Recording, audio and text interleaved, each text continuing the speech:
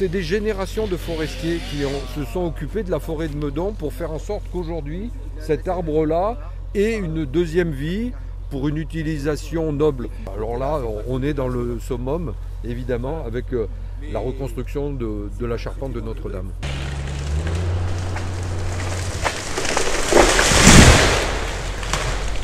Deux arbres de cette forêt, ici sur la commune de Vélizy, ont été choisis parmi les 1000 arbres qui vont être abattus ces jours-ci partout en France pour constituer la charpente de la flèche de Notre-Dame.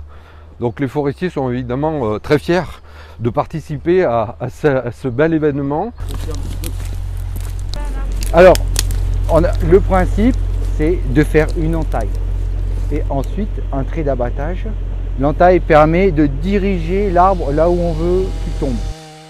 On va s'aider d'un tracteur. On vient de l'attacher avec un câble. Le tracteur va aller se placer en direction de la zone d'abattage. Il va tendre le câble. À ce moment-là, on va tous reculer parce qu'il y a un petit risque. Quand on tend le câble, ça fait bouger les branches. Il peut y avoir des branches mortes qui descendent.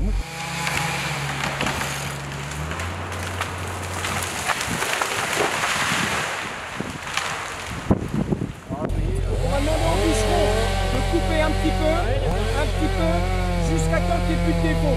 Ce qu'on remarque, évidemment, qu'on ne pouvait pas voir avant, c'est des décollements de cernes, ici. Les cernes, c'est chaque année, l'arbre s'accroît en diamètre et parfois il y a un défaut qui existe, qui est un décollement. Et évidemment, ce défaut-là, il va remonter un petit peu, on ne sait pas exactement sur quelle hauteur. Et ça, c'est un défaut rédhibitoire. Pour une charpente, on ne peut pas laisser ça. Donc l'agrume, on a vu que là, elle faisait 11 mètres. La commande, c'est d'avoir plutôt des longueurs 6-8 mètres. Donc on a de la marge, entre guillemets.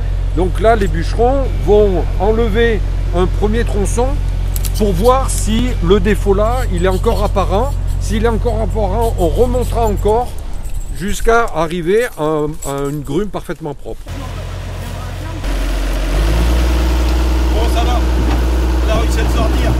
Avoir deux chênes de la forêt de Vélizy qui vont participer à la reconstruction de Notre-Dame de Paris, donc à la construction de la charpente. C'est vrai que c'est une fierté. Et puis je pense qu'après, même sur la souche, on va protéger la souche qui restera et on mettra une plaque qui permettra de laisser un peu de souvenirs dans le patrimoine vélisien et le patrimoine français demain.